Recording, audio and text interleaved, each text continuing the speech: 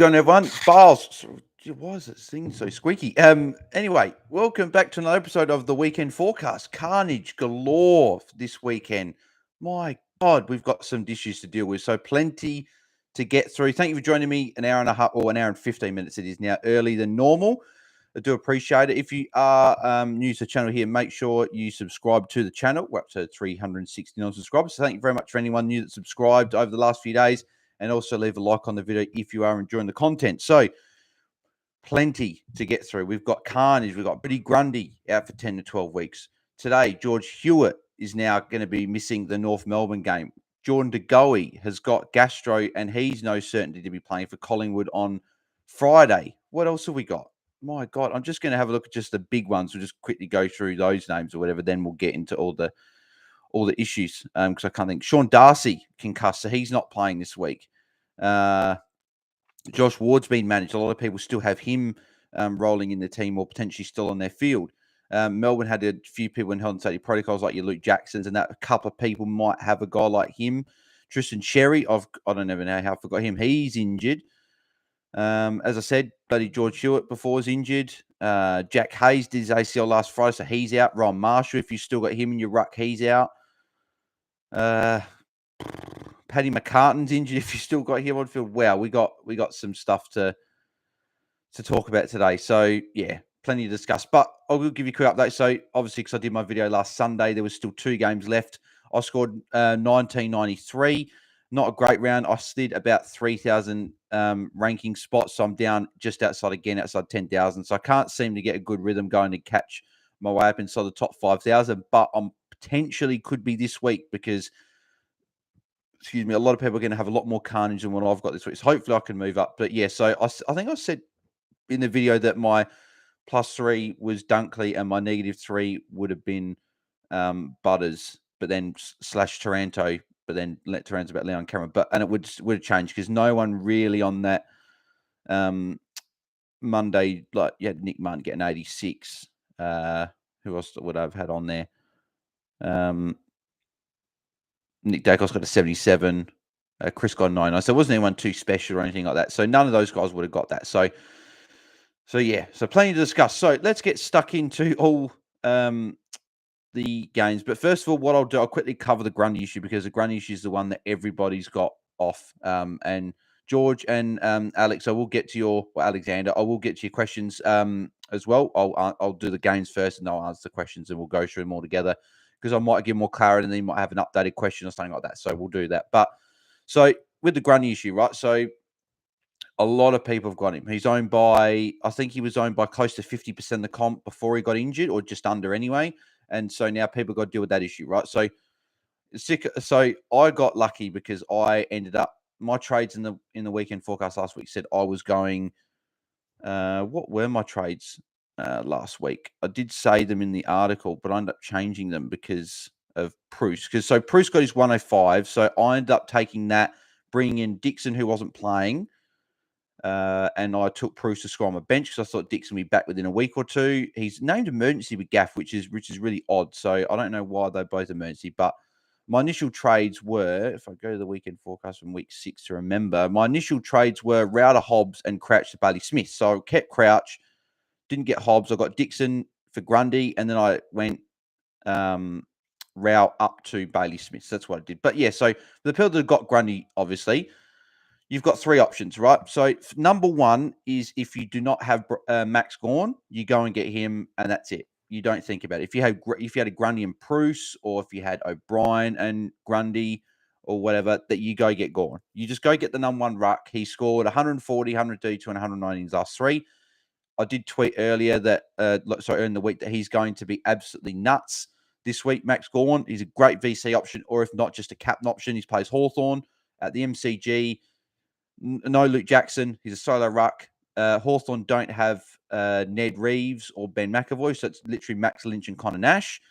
Gorn being a solo ruck there. He's played Hawthorne 8 times in his career for an average of 119.9 in his career against them. So he goes nuts against them.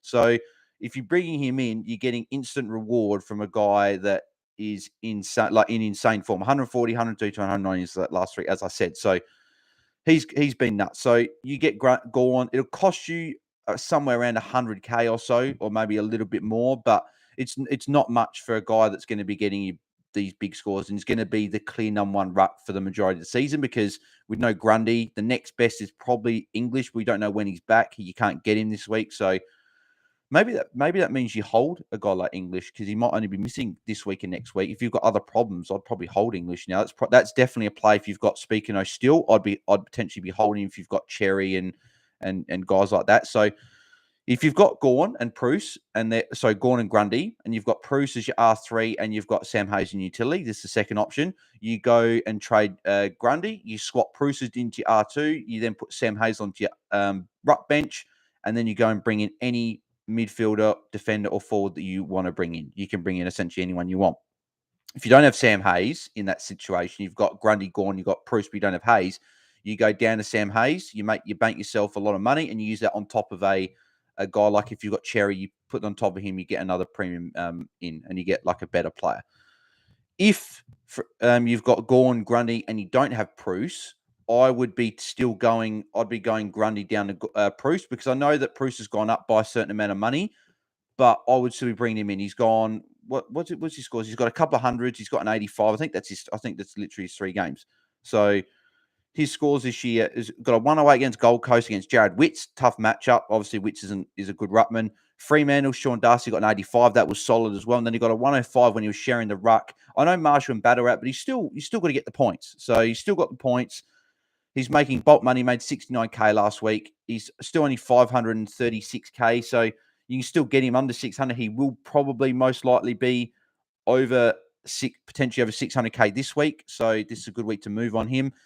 And the other thing is Gorn's got the round 14 bye, Bruce got around 12. You've got 2 ruckmen that have got different buys, and then you've also got Sam Hayes who's got the round 12 bye as well. So you'll be sort of with your rucks over the buys as well. So that's what I'd be doing in the 3 options there. And obviously, if you don't have Grundy, then obviously you've dodged that bullet, but you've probably copped the Xerri or at least the Hewitt bullet, because I know for a fact Hewitt's owned by, I think, all of the top 100 coaches. So everybody's got George Hewitt this week. Some people will trade and be aggressive if they don't have Grundy in that, but I'd be holding George Hewitt. I would put him on the bench. I'll be playing the best score of Greg Clark or Sam DeConning. So I'll go through that with my trades and stuff, but I'll be doing that. So that's what I'm doing. So anyway, let's get into the rest of the game. So Ben Ness says, love your articles. No, thank you very much, man. Appreciate the love and support. And I hope you enjoy the videos as well. So Andrew Griffiths, I think Dixon plays tonight. I hope so. I hope that he's late in, because it'd be good for cash generation for me. He's got to break him to 0, so to get him back on the park straight away. It was very strange, the fact that West Coast did name up.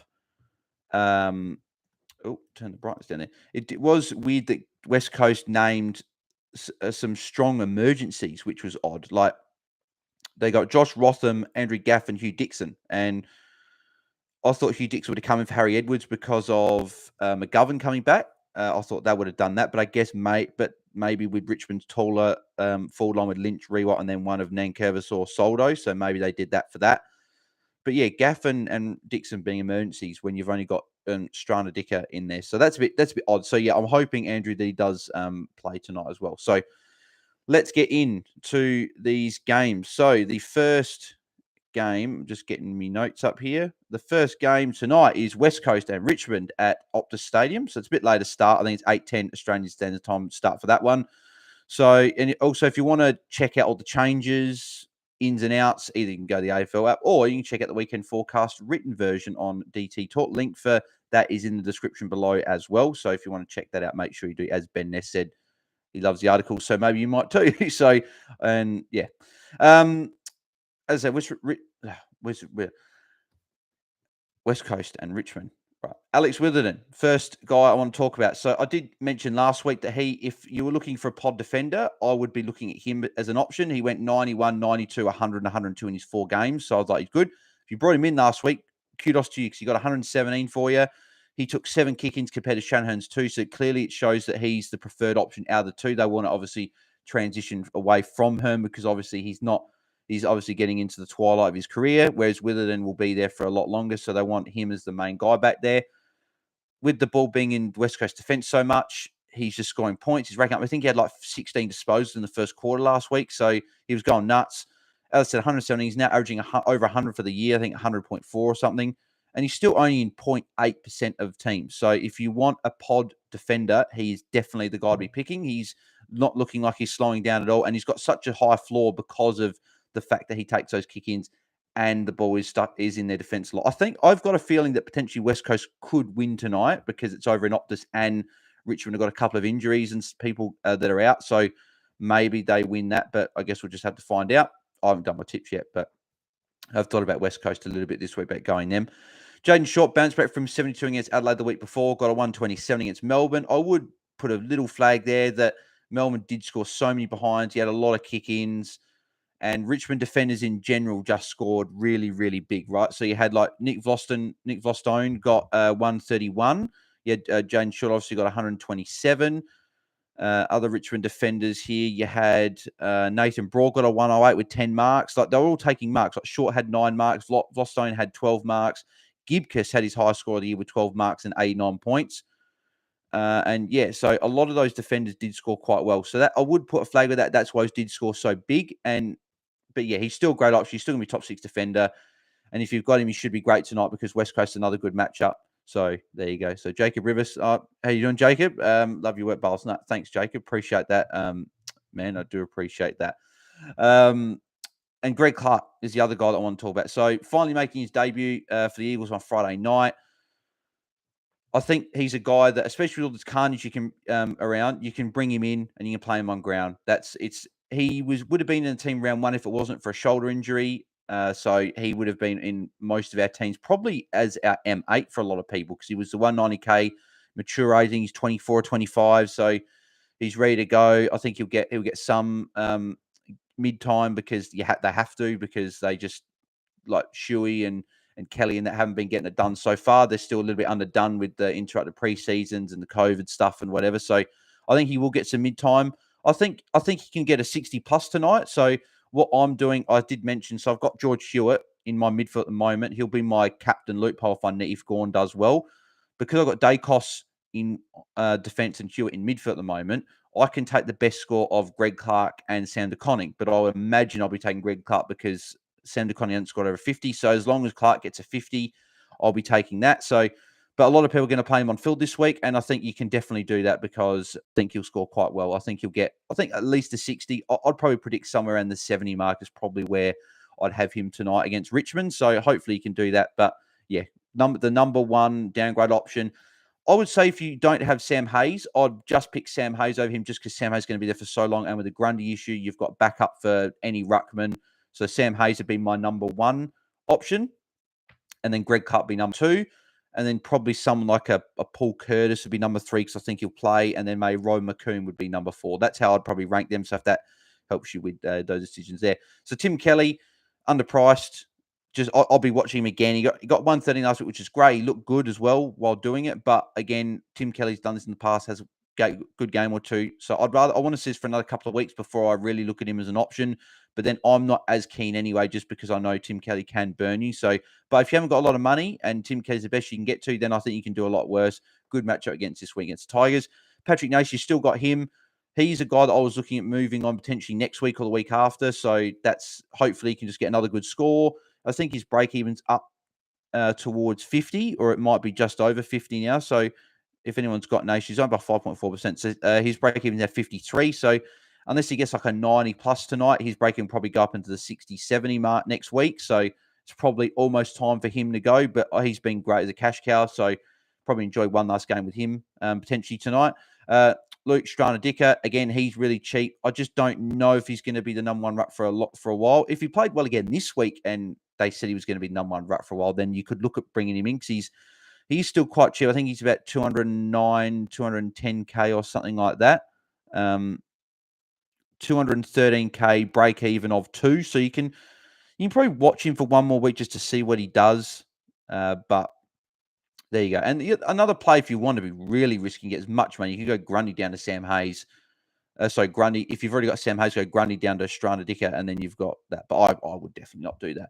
And then Maurice Rioll is making his season debut tonight. He's 190k mid forward. Doesn't tend to score big, but again, it's just another guy there. Good flexibility that you could bring in if he plays well and keeps his spot in the team. So just someone to look at tonight. Geelong and Fremantle at Mcrae Stadium on the first game on the Saturday. It's the thing I love about this run as well. We're back to Friday night footy. The two games, like around 1 o'clock, 1:30 on the Saturday. Twilight game on Saturday, 2 night games, and you've got the 3 Sunday games. So it's back to normality, which is great to see as well. Looking forward to watching as much footy as possible this weekend. Nathan O'Driscoll from this game I'm watching. So tough matchup against Geelong down at GMHBA Stadium. I'm hoping that the wings being brought in, because obviously the ground's quite narrow, I'm hoping that that's a good thing for O'Driscoll, because it means that he's going to be continually involved in the play. So that's just one angle to look at it, but it normally is a tough place to go to and score. His last 2 scores, 68 and 56, so they don't look great, but the fact that, so he got 68 against Essendon, he was on 65 at three-quarter time and only had a 3-point last quarter, and then against Carlton last week, he was on 56 at three-quarter time, he only up with 56. So he's only scored 3 points in his combined last 2 quarters. So in his last 2 games, his last quarters, he's only combined for 3 points. So I'm hoping that he can do better this week. I'd be happy with a 60 plus from him again, especially with all this carnage. I was looking potentially at putting him on my bench this week, but with all this carnage, I've got to play him no matter what. So he'll be on my field, and I'll be looping the best of Greg Clark and De Koning, as I said. So I think he'll be okay. It's against Geelong. Hopefully a 50 plus is what he can get to as well. But he's on a wing, so hopefully he can do the business. Mitch Duncan hasn't gone bang yet, but he's cheap, 744k mid forward. I thought he was going to be number 1 forward at the start of the year as well. Hasn't got going yet. Hasn't scored over 90. He's only got the one score of 90. Hasn't scored 91 or more all year in his 5 games. So hopefully he goes bang soon. Freo's decent matchup. I'd just be keeping an eye on him again. He's really cheap as well, so just something to keep an eye on. But yeah, he's definitely a guy to look at. I don't think I'll be bringing him in yet, but you could go early just because it's a name and you could have him there, but I wouldn't be going early. Andrew Brayshaw as well. I would expect the O'Connor tag this week to go to him, but we've seen this year so far, Brayshaw got 95 against West Coast when he got tagged by Nelson. He was able to work off the tag and get to a nice one when he was doing poor. Obviously, in the first half, I think he's only like 20-something points. And then against Gito West, he got a 110 against Lockie Ash. So he has been showing this year that he's got a lot more levels to his game. He's made that massive jump up into that uber premium categories, the second highest scoring player this year behind Bailey Smith.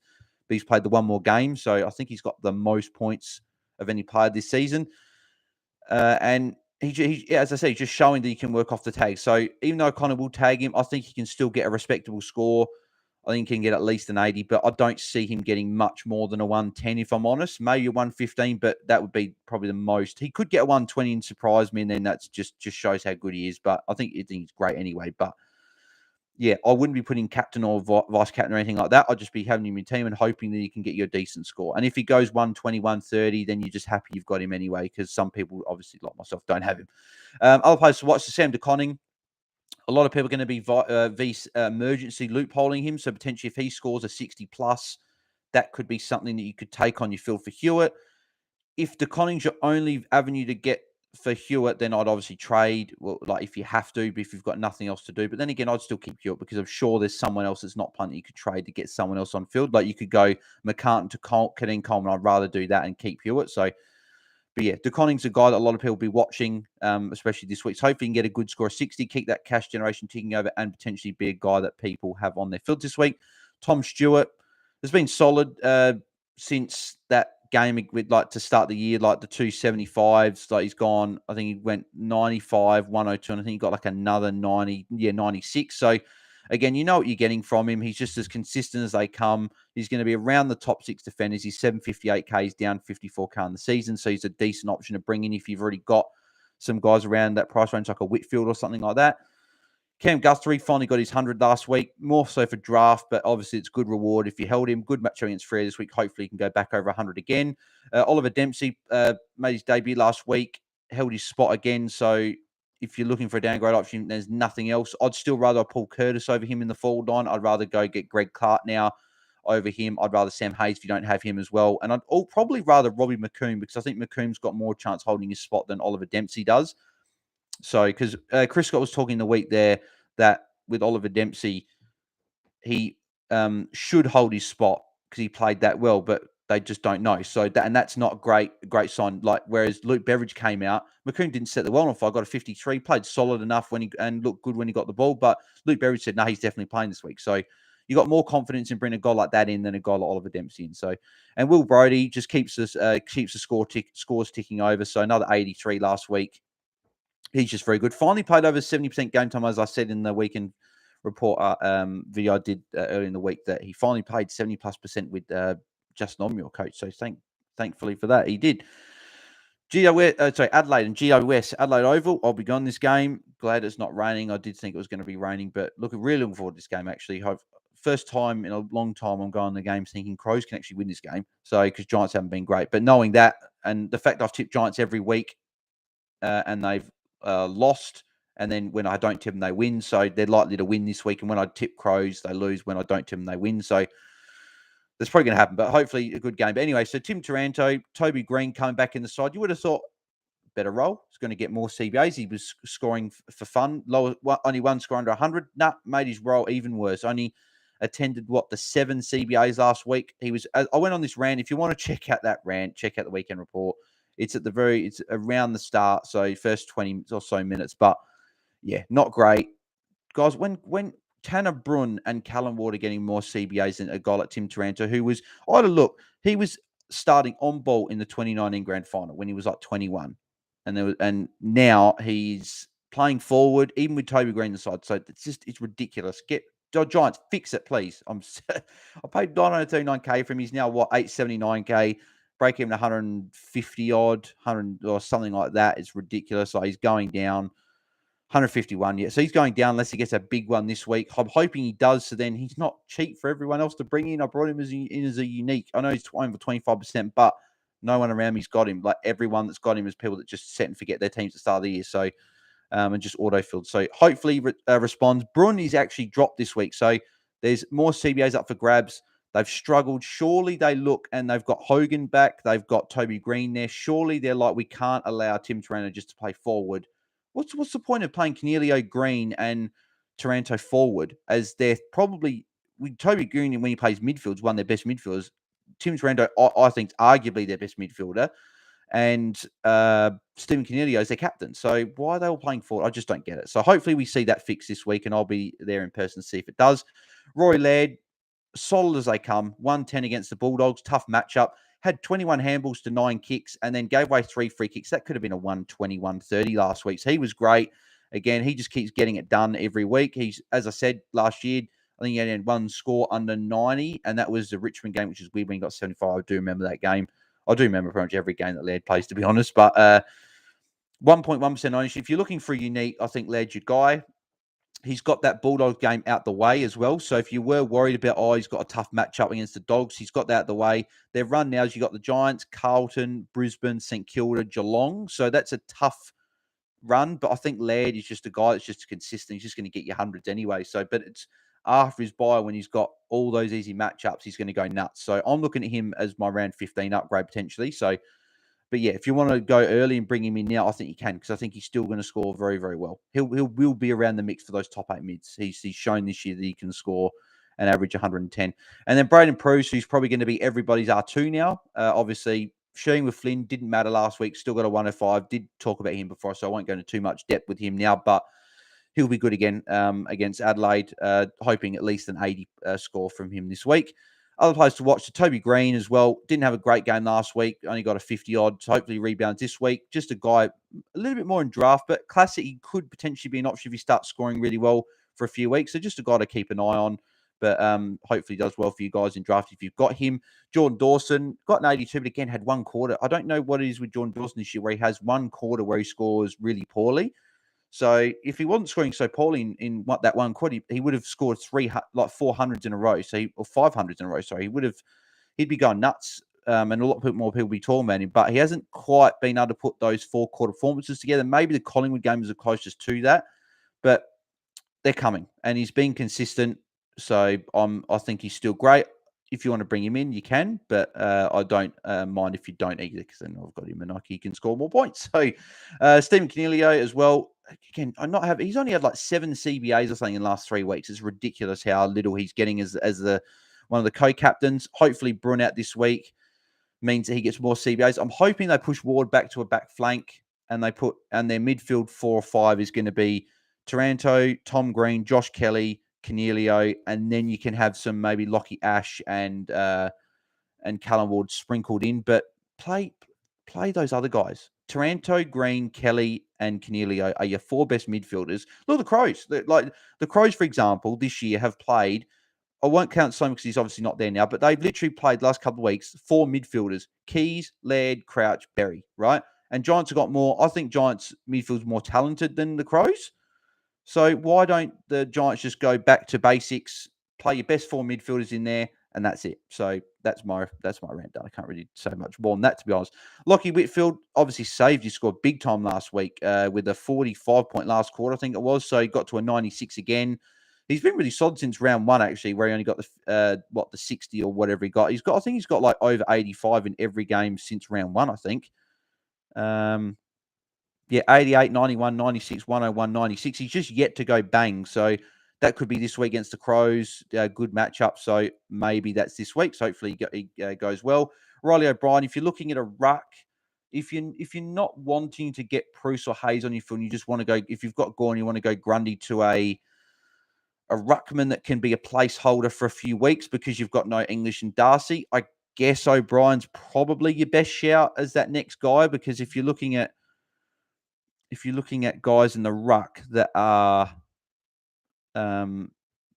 playing this week, so you've got, so in terms of price, so Gorn, obviously, if you haven't got him, get him. So you've got English and Grundy not playing. O'Brien's the next best.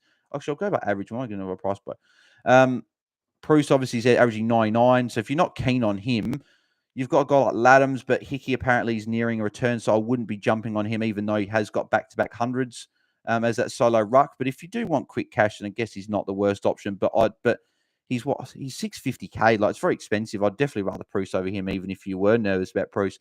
O'Brien, as I said there. So it's really between O'Brien, Witts, and Nankervis if you're looking for a seasoned ruckman to be as your placeholder. I wouldn't get Nankervis. If Nankervis was without Soldo against West Coast, Collingwood with no Grundy, and then Hawthorne with Lynch, I would have gone for Nankervis. But with Soldo there, I don't see that ceiling's there enough to make you that money. But and then you've got O'Brien's probably my favourite because he can go big. So probably go O'Brien, Witts, and Nankervis for those 3 if you're looking at those guys like that. But that's what I'll be doing.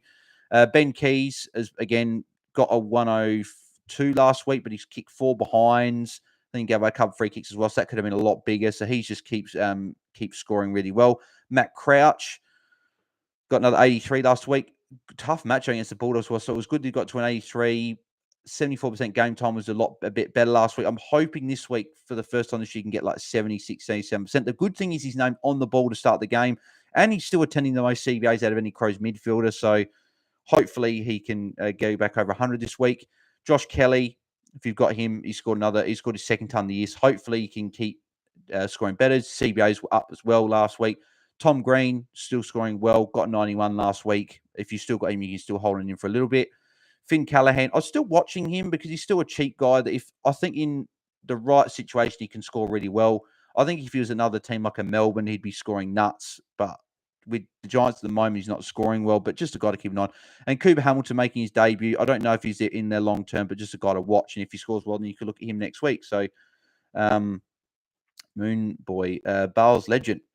He's flying on the radar. Yeah, he is, definitely, 100%. He is very expensive, though. That's probably why people aren't as interested when you can save 100k and get last week, save 100k and you could have got yourself a Millsby's obviously a bit more expensive. Oliver's cheaper. Cripps is a lot cheaper. So it's just guys like that are just a lot cheaper that people are just looking at that. Andrew Griffith says, Cogs, Timmy T, Kelly should be in CBA, just madness. Yeah, as I said, Tim Taranto at like 21 years of age was in the starting 3 midfielders in the 2019 grand final. I don't get, and he was 21 in the grand final and he was playing there. And yet now it's like, because he played well for a couple of games last year up forward, they're like, oh, let's play him forward. He's only meant to be doing that when Green's not there. Like, we looked at, I'm going to go back to this because I need to get this into existence because I want Taranto to start scoring well for me again. He hasn't scored well for me yet for having him. So I specifically remember when he played Geelong at GMHBA Stadium when Toby Green, I think, missed a week and then he came back. He must have been out injured or late out, right? Taranto didn't play forward. He played pure midfield, right? So he attended 19 of about 25 CBs. He was the most for the Giants on that day with Ward, De Boer, and all that there. So did like guys like Kelly in that play. So that's probably why there was no Kelly, there was no Tom Green, there was no Cornelio. So I don't know if that's why, but anyway, still, this is the best Taranto, right? So he had 34 disposals, 9 tackles, 3 marks, 2 goals, and 132 points. He's just at his best when he's in the midfield. Simple as that. He can play like 75-25 or 70-30. I don't mind. But it's when he's playing like all his time up forward and getting no centre bounces. That's just ridiculous. Like I remember he went in the centre bounce. I reckon all his CBAs, I reckon he did get clearances. So, or almost all of his touches in when he was in the CBA, he got clearances. So he went to 7 CBAs last week, and he had 2 clearances for the game. I don't know if they're centre clearances, but if that's the case, then yeah, maybe not as much, but still not great. Hopefully he does better. So Melbourne versus Hawthorne at the MCG. It's a twilight game. So looking forward to this one with Big Gorny. I obviously won't be watching the start of it because I have to get home from the Crows game. But Tom Mitchell showed signs last week that he's getting back to his best. Still only had 15 to 28 CBAs, which is 53.6%. I do want to see that number go up above 70% before you can really look at him as a guy that can average a 110 plus, because when he's only attending about half the CBAs, he's not going to give you those 120, 130, 140 plus scores that we've seen him in the past. If he gets more than that this week, which could happen, no Josh Ward this week, so he could do that. He's definitely an underpriced option that you could definitely look at bringing. He's only 839k. He's better than that, so I wouldn't be bringing him in yet. I'd still favour Cripps, Oliver, Took, Mills over him at the moment, and why? And maybe Wines is a good discussion. Probably Wines because he's just playing pure mid at the moment. So, but yeah, just a guy to look at. We know what Tom Mitchell can do. He's a pig after all, so he's definitely a guy to look at. Max Gorn, I did go into this in depth before, so I won't go into too much depth. But as I said, just quickly, if you didn't see the start of the video, Max Gorn, bloodbath this week coming. Hawthorne is the game. Average 119.9 against him in his 8 career games. Is the MCG. Luke Jackson's out this week. He's solo rucking against Max Lynch and Connor Nash. Last 3 scores for Gorn as well. 140, 132, 119 this season. He's just going to be massive, isn't he, this week? VC is definitely going to be for a lot of people. I think people that got Oliver are probably going to go Oliver or Petrarca because being mids, but I think Gorn's going to go absolutely bonkers.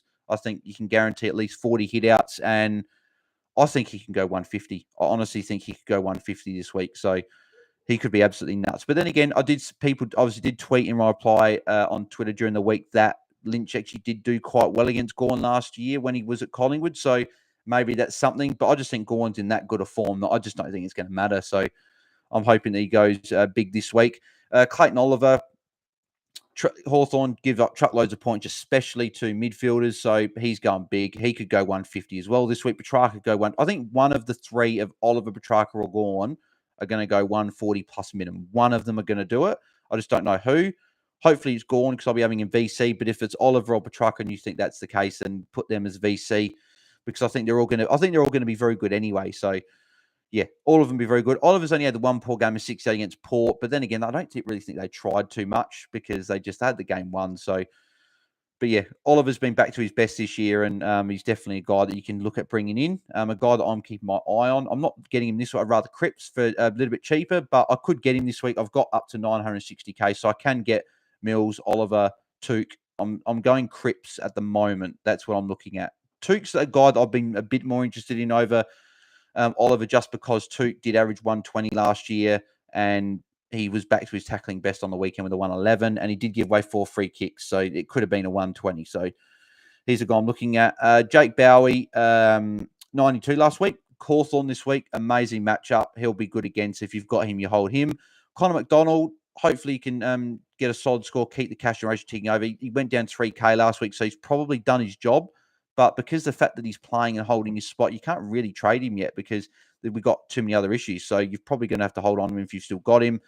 I don't think I can loophole him, though. I think the only way that I can play him on field is if both DeConning and Clark. But, okay, if DeConning and Clark both fail, I think I can switch Conor Mcdonald into my midfield and play him on the ground. I think that's what I can do potentially. I'll have to look at that. Maybe not with the VC loophole, but Angus Brayshaw, obviously with defender status, probably more relevant in draft. But Hawthorne, good matchup. If you've got him in Classic, he'll be good as well for you this week. Petrarca, as I mentioned before, good matchup with Hawthorne, should be good again.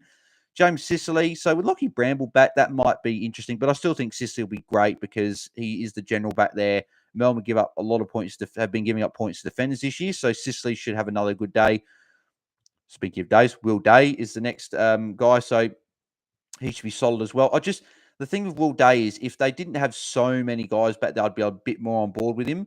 But the fact that you've got Bramble, just not even playing this week, you've got Day, Hardwick, Scrimshaw, and then you've got Sicily. You've got all these guys. It's just too risky to get a Will Day. I just don't see that ceiling there for him. James Sicily, though, is the main guy they like to get the ball in their hands to back there. So I'd trust him a lot more. And then Jackson Callows making his debut for the Hawks this week. So tall forward, probably not going to score great or be a consistent scorer, but he is a 190k forward. So just a guy to watch.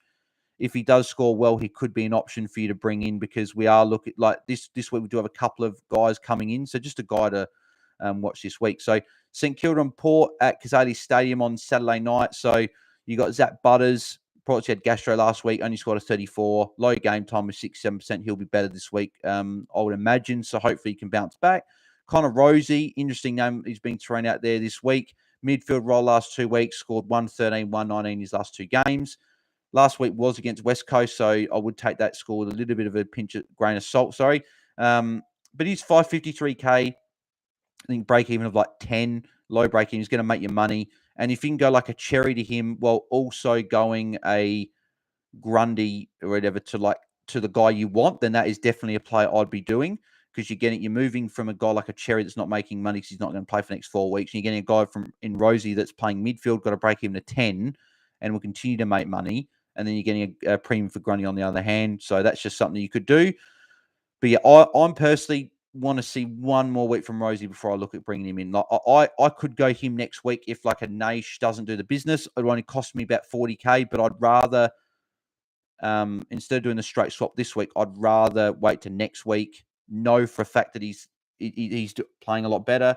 Not playing a lot better, playing this midfield role, and then I'll launch next week. But if you want to launch this week, I think this week is a good week to do it as well. So I'm just being a little bit more conservative. So Ollie Wines as well, 118 last week, came back after obviously missing the game with his heart, all his heart stuff. So good to see him back on the field, obviously. But hopefully he could be maybe an option. He's still got to break into 133, so he can wait.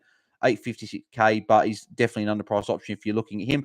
He's probably the pod pick out of all of those 5 out of Cripps, Took, Mills, Oliver, and Cripps, Wines, Miller, Oliver, Mills. Out of those 5, he's probably the pod pick. And then Mitchell was another guy you throw in there as well. Sorry, 6. He's probably the pod pick out of the 6. So if you're wanting a pod, he's definitely not a bad option. But then again, St Kilda, Bulldogs, tough games his next 2. That could maybe mean his scoring's not as good as the other 5. What a hair. I hate when I get bloody dog hair or whatever in my mouth or whatever. It's bloody annoying. Dan Houston, been great this year. So he looks like he's doing it. He looks like he's just consistent. So maybe he's an option to bring in. I don't know. I don't know. It still feels dirty. I still can't do it, but he's doing it for you, and he's doing the business. Got a 130 last week, so if you've got him, then keep riding it because he's scoring well. And kudos to you, Jay Gresham. He's been consistent. Zach Jones, Hunter Clark, Jack Billings are all back. They're all back in the next couple of weeks, so I just don't see his scoring being consistent after that. Plus, he hasn't scored 100 this year. His high score is 99. He's got that a couple of times, so I just don't see that ceiling with him now, and he's too expensive. Jack Steele been obviously got 110 last week. Probably looked like, to me, his best game for the year. Looked like he just looked a bit more hungry. I don't know if that was just me being a non-owner and being non-biased, but I just thought that was his best game for you. He looked hungry. He looked back to the Steele of last year as well. I don't know if that was just me. Maybe if in chat, let me know, or in the comments below if you're watching the video, just let me know what you thought of Jack Steele. But I think he looked good last week. So if you are looking, see, I've got that option where I could just go straight up to Jack Steele from Cripps. But I just feel the 160k difference between Steele and Cripps is pretty significant. If Cripps wasn't there, I'd potentially go to Steele, but he's another option I'm looking at. Jack Sinclair's been solid even with going back to half-back flank. I'm not 100% sold on him being a top 6 defender if he's not playing that mid-role. Sam Hayes, again, making money for us. He's got a break in, I think, negative 15 this week, I believe. So he's making some nice money for us. Yeah, negative 15. Went up 49k this last week, so he's gone up even more. So he's just been really good. Boak responded after his poor game to 117 last week. He just keeps on keeping on. Probably not an option in Classic, but drafts he's doing very well for you. And Marcus Windhager, I don't know how Marcus Windhager's held his spot this long. I only thought he was going to be in there for a week or two. That's why I didn't jump on him. But yeah, Marcus Windhager is. If you've got him in your team, then it's obviously very good because he's making money for you. So Alexander Melville says, as a Steele starter last year, completely agree, Bales. Yeah, okay, good. Yeah, so I thought he just looked really good last week. So yeah, hopefully he can continue that and he can keep scoring well. So Carlton, North Melbourne on Saturday night as well. Taron Thomas, I know he only got 52 last week. I wouldn't be bringing him in this week by any means, but he scored 51. Price now down at 577. Thank you. Finally, that was doing my head in. If you've got a dog or cat hair in your mouth, you know exactly the pain that I was going through and the irritation I was going through. Yeah. So anyway, Taron Thomas, really cheap. He was talked about as a potential top 6 forward this year, and he had low game time last week as well. North Melbourne aren't doing great. I want to see 1 to 2 weeks of good form before looking at him, but just keep an eye on him. He's a bargain at 577. He's going to probably get a bit cheaper as well, breaking in 111 this week. So just a guy, just keep watching. Paddy Cripps. So back after 1 week rest, Cripps went nuts again, 123. His lowest score when he's played a full game this year, taking out that 36 injury, his lowest scores are 112, and that was in round 1. So he's got 3 scores over 120 since round 1, which is ridiculous. And he's gone, like 123, 138 and then 123 or something like that. So ridiculous. He's been so good this year. I think 811k is unders. I think he's 10 points underpriced. He's priced around 100. I think he's going 110 this year. I didn't think he was going to go 110 this year, but he's shown nothing so far that he's not doing that. So I think he's the best guy to bring in out of all those guys because he's the cheapest and underpriced. So, but if you're looking at a Toot Miller or Oliver instead, I can't really talk you out of that. But he's just been so good this year. And he didn't miss the beat after missing a week, so he's fine. And he's got North Melbourne and the Crows he's next to, so 2 good matchups. George Stewart, I was going to talk about him a bit more, but obviously again, I was talking about him actually to say watch out for him as a late out with the sniffing limp, but obviously he is out, so we know that now, which is good. At least we know that now, so we can make moves around him, so we can loophole certain people. We could trade him out if we want. I wouldn't be trading him personally. If you want to go against the grain and be different, but he's just been that good. I just think he's a top 6 defender because at the start of the year, we were probably thinking George Stewart is just a mid-price guy to ride the price rises, hopefully just average 90 to the buys and get rid of him. And normally if he got injured now, we'd get rid of him. But he's been that good that he hasn't had any less than 28 disposals in a game this year, George Stewart. And he's just been, I think he hasn't scored under 83 is his lowest score, and that was against Port. And so he's got 2 80s this year.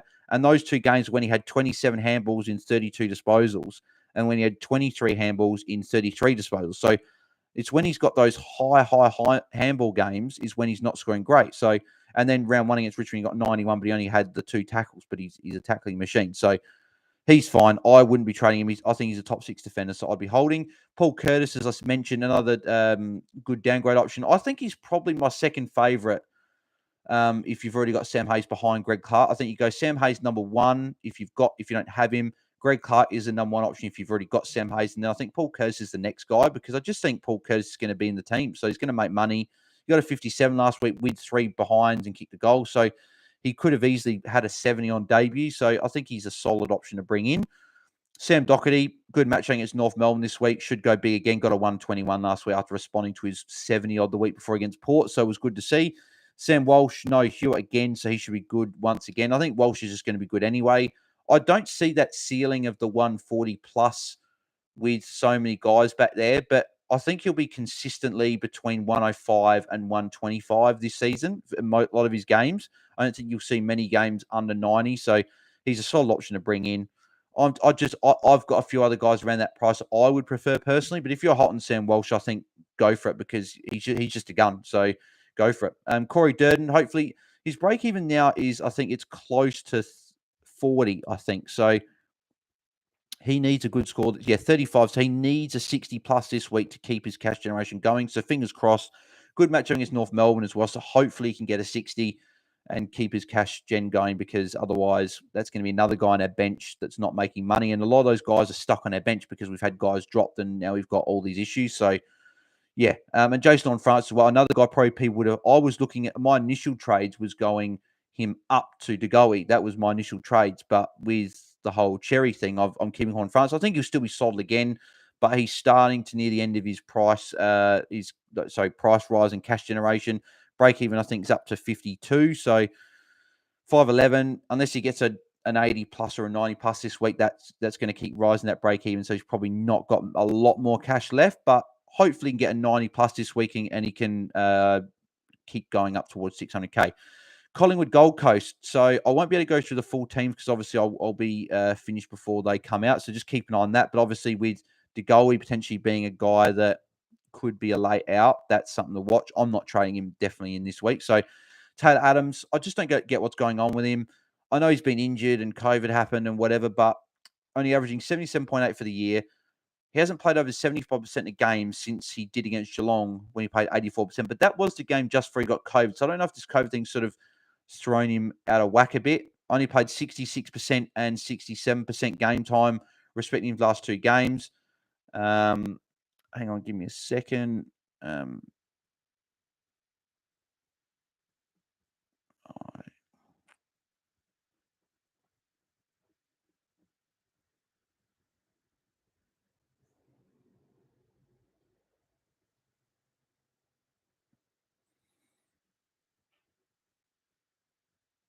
Sorry, there you go. I was just replying to the mother. She was just sending me a message. So I just had to quickly respond to that. Anyway, so Taylor, just 66 and 67% game time is last 2 weeks. It's just until he can get back over 80%, we can't trust him as an option. He is going to be, if he does get back to his 80% game time, he's definitely a cheap option to bring in. If he did do it this week and Degoe wasn't playing, I'd be more concerned because I'd want to see it again. So he's got Gold Coast and Richmond his next two, a couple of good matchups. I would wait on him, and I want to see two good scores because his break-even is still 101. So he's not going to get a lot cheaper than 700k, right? So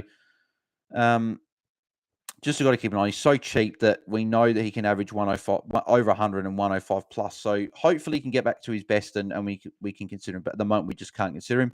Toot Miller, after not tackling for 2 weeks, went back bang last week with 8 tackles, 111. He did need a big last quarter as well, but he's down 150k from the start of the season. Break him to 131. He can get that this week. I think he's right for the picking, and I think he can.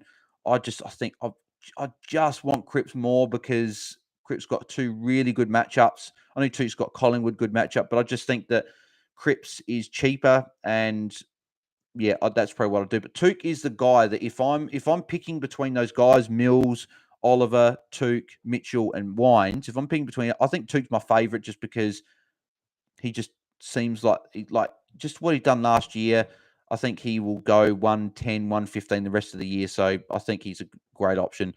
And Degoe as well, if he didn't have Gastro, he would have been my pick to bring in this week, and I would have got Cripps next week because his last 2 weeks attended 28 of 32 CBAs, 87.5%, and then against Brisbane. Then he went to 27 to 31, which is 87.1% against Essendon last week. So hasn't gone 105 to 110 plus yet, but I thought with Elliott going, I thought he's playing forward, and he hasn't. He's just continued to play midfield. But with his Gastro thing, I'm not as hot on him this week. I'll be waiting a week or two before bringing him in, but he is really cheap. So I wouldn't bring him in this week. I was hot on him, but I would be waiting, and I'd be bringing Cripps in now.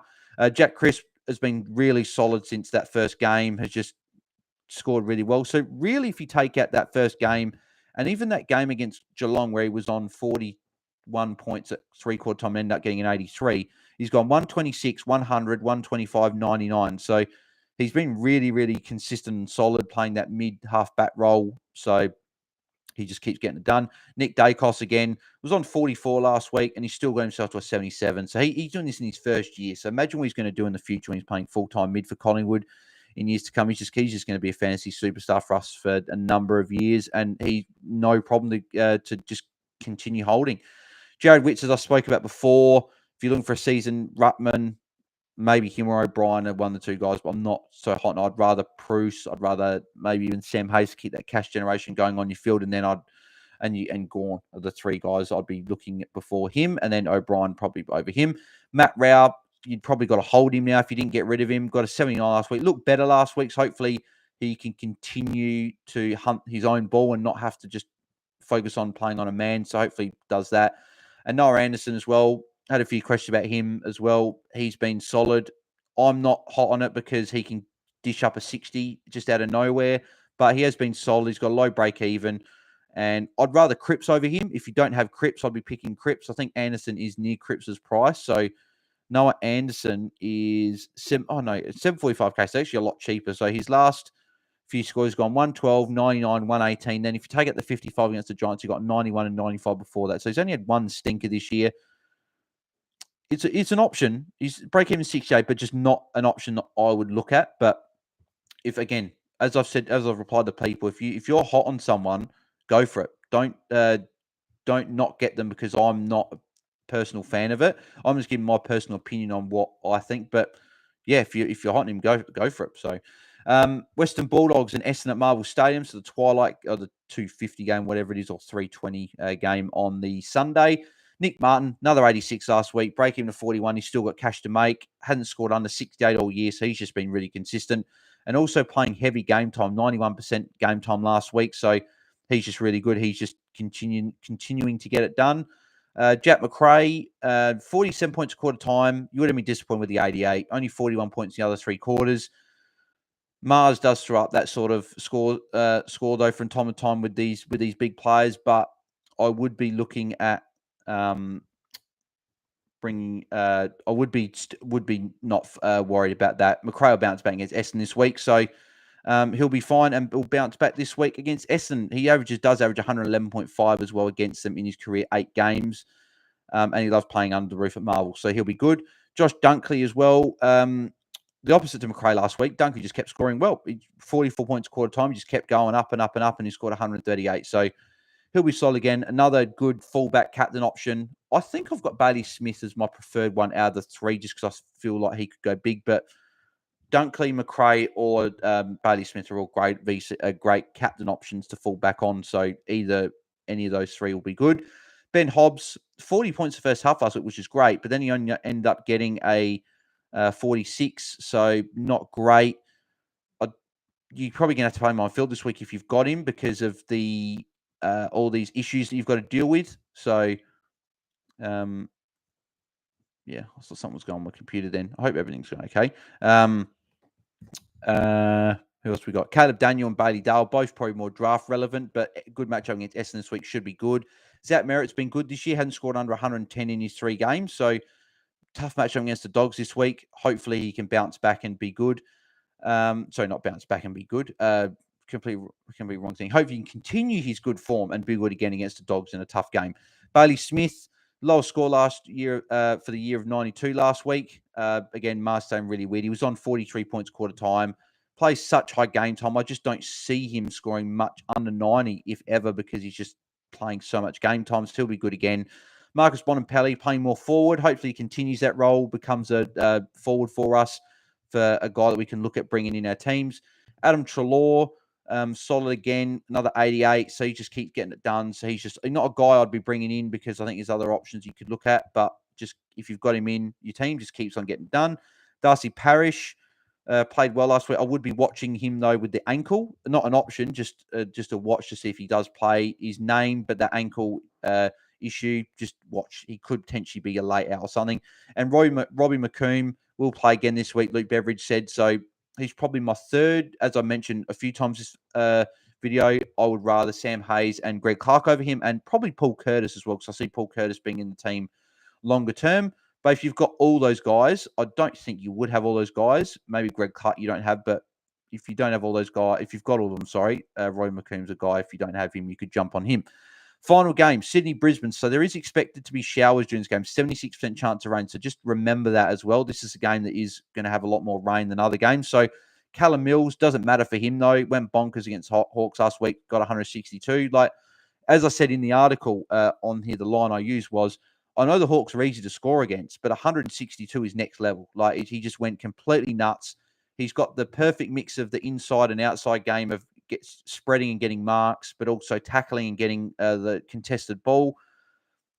As I said, wet weather conditions won't phase him. It was wet weather a bit against Geelong when they played. He got a 117, so he is going to be fine. And the Achilles issue for me is just still the thing that's like, if I was picking between Oliver and Mills, I'd just go Oliver because Oliver's not carrying a previous injury, whereas I don't think Mills is carrying an injury, but it's just that risk of like, what if he aggravates his Achilles? So that's the only thing that's making me not pick him. But I did say at the start of the year, he would be my pick for the average 115 plus this year. So he's still a good option to bring in. Luke Parker, nice bump in CBAs last week, 10 to 21, 28 CBAs. So back up towards that 70%.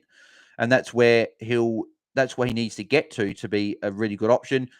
739K, really cheap, could be a top six forward. With DeGoey not playing now, he's the guy that I've looked at potentially and bringing in going Parker and Coleman over Cripps and Clark. But I just think Cripps and Clark's better. I think Cripps is going to average more, so that's why I'm doing that. But a solid option. And then Kadeem Coleman as well. So would have started in a lot of people's teams if he wasn't injured in preseason, but got an 83 last week, 69% game time. Looked good in a bad like weather game, but did score a few points early. So I just defender forward flexibility is great. 370K, but he could score really poor this week just because of the wet weather game expected. But if he's on your bench and you bring him in for McCartan, I would be considering doing that as well because he'll make you money. I'll be looking more at Kadeem Coleman next week if he does play well in a wet weather game. So that's what I'll be doing. But the thing with Kadeem Coleman that I would say, though, compared to other defenders is I don't see him scoring a 90 plus this week, but he does tackle. So he could have like 15 disposals and like 7 or 8 tackles and still get you a 70 because it's not like he's not like a normal defender where gets a lot of chip marks and that's it. He does tackle a lot. So that is something that probably will raise his floor this week. Jake Lloyd hasn't been great this year. Again, we haven't seen the seagull best. So I just don't see him being a top 6 defender. But if you've got him, again, wet weather game might not score great this week. Justin McInerney, the same as Jake Lloyd a bit as well. Wet weather game won't score as well, but has been good the last 3 weeks. He's got 100 with a 50-point last quarter. He got an 80 and then he got a 90 last week. So he's been solid. I just wouldn't look at him this week with the wet weather game. Dane Zorko, again, very similar, not suited to his game if he's playing his half-back role where he relies a bit more on the chip marks back there.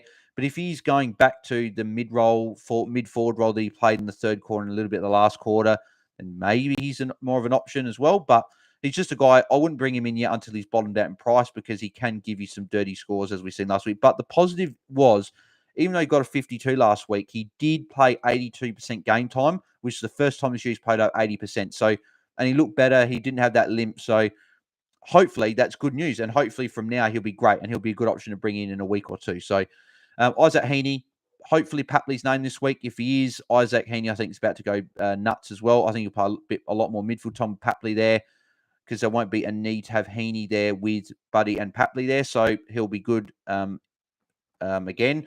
Jared Lyons, another 120 last week.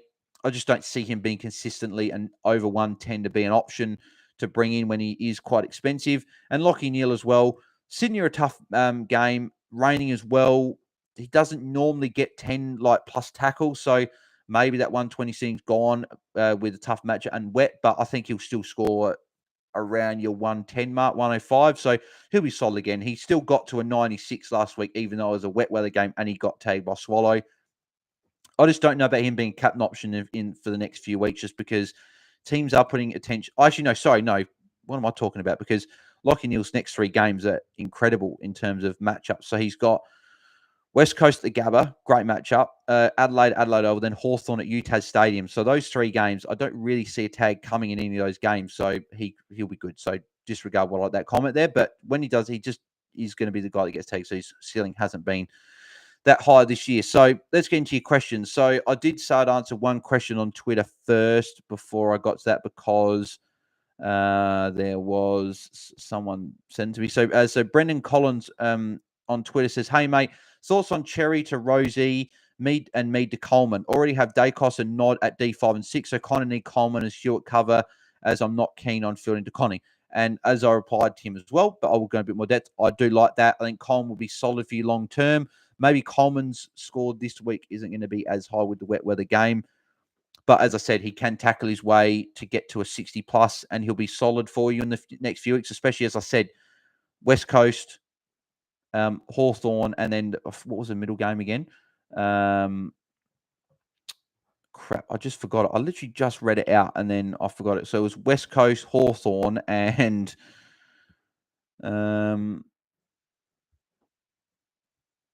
West Coast, Hawthorne, and where is it? Adelaide. How did I forget that? So Adelaide. So 3 good games. So yeah, but still, I'd be definitely doing that. I think they're good. You're getting Rosie, who's going to make money for you, and you're getting rid of a red dot for Coleman as well. So, and you can always loophole DeConning, and if he does really well, you can play DeConning on your field instead of Coleman if you got like a 70. So that's something to look at as well. That's what you can do, Brendan. But thanks for sending the question in via Twitter there. So we'll get into the questions in via live chat. If you're watching live as well, got a few people watching live at the moment. So if you've got any questions, put them in the live chat as well, and I'll get to them before we head off. I won't be live for too much longer, so get your question quick, and I'll answer them for you if you wish. So George Halter says, "Hey, Bales, good luck this round." Thank you very much. Good luck to you as well, George. I'm thinking about trading Rioll over Ward. Thoughts? I think Ward can come back and make some more cash for us after his rest. I probably would trade that's a tough one. If you need Rioll this week, I would keep Rioll. But if Rioll can get you to a better premium, I would trade him. And I think he's stopped making money. Whereas Ward's probably a game like a 90 score away from making more, about 100 more K. He hasn't shown he can score a 90 plus, except for once when he got an 85 against Port. But yeah, I would trade Rioll over Ward. I think Rioll will be a better score, will have better games. But yeah, just if you need that cash, I would trade Rioll. But if you need someone playing this week, I'd keep Rioll, obviously. So trade Rioll if you need the cash. Keep Rioll if you need a player this week. That's what I'd say. I was confusing myself then. Alexander Melville says, "Would you tick off Grundy and Hayes to Coleman and Rosie? Gives me well enough money to get Toot next week and gives me better cover for Hewitt." If that does, yes, I would do that. As I did mention as well with Coleman, maybe score won't be as big this week with the wet weather game, but Rosie, good option to make you some money as well. And if you're getting Toot next week, then that's obviously good cover for Hewitt. If you can somehow get Toot this week and have good cover for Hewitt, I'd do that potentially. But if you need, if you can't get Toot this week for that, then because the fact you're getting rid of Grundy and Hayes, I would imagine you can probably still go Hayes down to Coleman and then Grundy to Toot. I'd probably do that. Or if you can get Rosie and Toot, or even Rosie Cripps or Rosie Parker or something, Rosie and Parker or something like that, I'd probably look at doing that potentially instead. But yeah, I don't mind the Coleman and Rosie give you money to get to next week. I said that quick answer for Ben Ness there. Hang on. Ben Ness says, "Hey mate, just a heads up, your Twitter link doesn't work. Don't think there should be an underscore." Okay, let me have a look. I'll have a quick look at that because I can actually fix that now. Because I think Tony Ford from last week did mention that. I just completely forgot to fix that up. So if I fix that up here, yep, okay, that's why it's not working. Because yeah, it's got the underscore. So if I go and change that,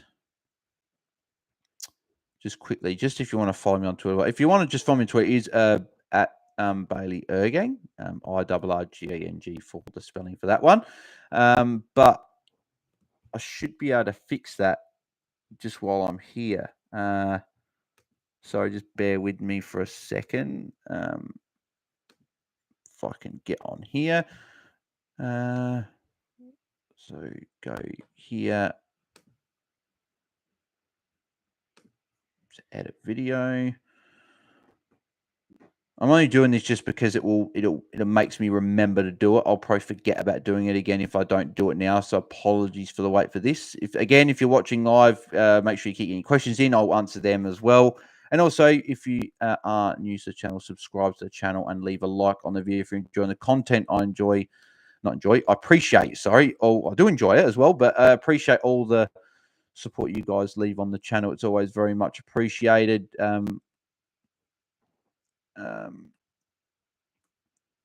This is taking forever to load. My computer's not great in terms of just loading, especially when I'm live streaming.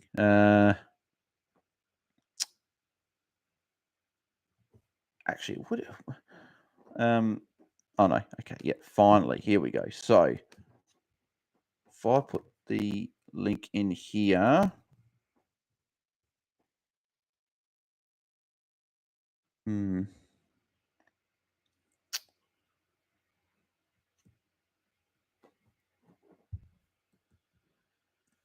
Come on, you bloody twit.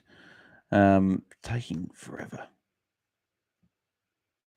Right, good. That's loaded. Okay, finally. So we can copy that link there. And then we can paste that link. Yeah, so as you did say, Ben, it was that the underscore shouldn't be there. So if I just copy that link there instead and just paste that there, save that. So that should be fixed now. So if you are looking at following me on Twitter, very important stuff. If you're looking to follow me on Twitter, then that you can go and do that now. I've fixed that mistake up. So thank you, Ben, for reminding me for that as well. So now we're back. Okay, finally, good. This is better. So Jacob Rivers says, who would you pick up between Crisp and Doherty for Grundy? Need a top defender but can't split the two of them. Leaning towards Doc for the low ownership. She's legend. Well, thanks, Jacob. You're a legend, mate. Obviously, uni buddy there. Who would I go out of Doherty and Crisp? Doherty and Crisp. So it is a tough one. If you need the 31K, I guess you go Crisp. But what's the next? The run will be interesting. So the run can't. So Doherty's got North, Crows, Giants, Sydney, and Collingwood, and then Crisp has got Gold Coast, Richmond, Bulldogs, Fremantle, Carlton, Hawthorne, Melbourne. So it's tough. I'd probably just lean to Doc, as you did say. The fact that he is low ownership and he is averaging 105 for the year, only had one bad game this year. I would probably say, Jake, with that, I would look at your buys. With that decision, because it's so close, I would look at if you need a guy around 12 buy, you go Doherty. If you need a guy around 14 buy, I'd go Crisp. That's probably how I'd go. But if you need me to choose one, I'll probably go Doherty just. But yeah, they're both very good. And then Andrew Griffith says, is Rosie, Cogs, Butters, Martin too many round 12 forwards? I don't think it is, because Martin's scoring solid. He'd probably be gone before the bye anyway, or at the bye. Butters is a guy you want to keep hold of. Cogs, a lot of people have got. And Rosie's a guy, again, might not last you like for the whole time, but it could potentially, but might not. So I don't think it's too many, but yeah, I do get what you're saying, that it is quite a number of forwards that do have the same buy. So I do see what you're saying. So that is a valid point. But yeah, so I think that's it. So no other questions there. Thank you very much for everyone for tuning in for the weekend forecast again. Thank you very much for tuning in a little bit earlier. I do have a couple of things to do, mainly a university assignment. Want to get that done before the footy is up and running. I've got to print print forms off and everything like that. So want to get that all done before the footy starts this weekend, so I can sit down, relax, and just enjoy the footy. So again, thank you very much for tuning in. If you haven't, if you did enjoy the video, make sure you leave a like on the video. That helps the channel out. It takes 2 seconds, and I do appreciate that. And also, subscribe to the channel as well. We're up to 379, unless we've got any other ones since I last said. So again, I appreciate all the support from you guys on the channel. Turn notifications on as well, so you don't miss when I go live. I go live every Friday at 4 p.m. Australian Central Standard Time. It's about 4:30 Australian Eastern Standard Time on YouTube on Fridays for the weekend forecast. Then on Sundays, I go live straight after when it's the 4:10 game, I go live at about 7 o'clock, maybe a little bit before, but somewhere around 7 p.m. is where I go live, Australian Central Standard Time for that one as well. So every Friday and Sunday night or Friday afternoon and Sunday night, I go live. So make sure you tune in for those. Also, social media links are in the description below. Twitter links fixed now as well. Thanks to Ben for reminding me for that as well. And DT Talk, check them out as well. The weekend forecast articles there as well. So if you want a bit more information there, that's all there for you as well. So good luck this week. Hopefully you navigate through all of the chaos. As I said, my trades this week is Jack Hayes down to Greg Clark, makes me money, and then I'm going to be going Xerri up to Cripps, and I've got 149k in the bank ready for next week where I can use as an upgrade. That's why I'm not going to go Steele more lightly and probably not a 2. I just want that bit extra money to upgrade next week. So that's what I'm doing. So anyway, thank you very much for watching. Good luck this week, and I'll see you guys in the next video. I'm out. Cheers.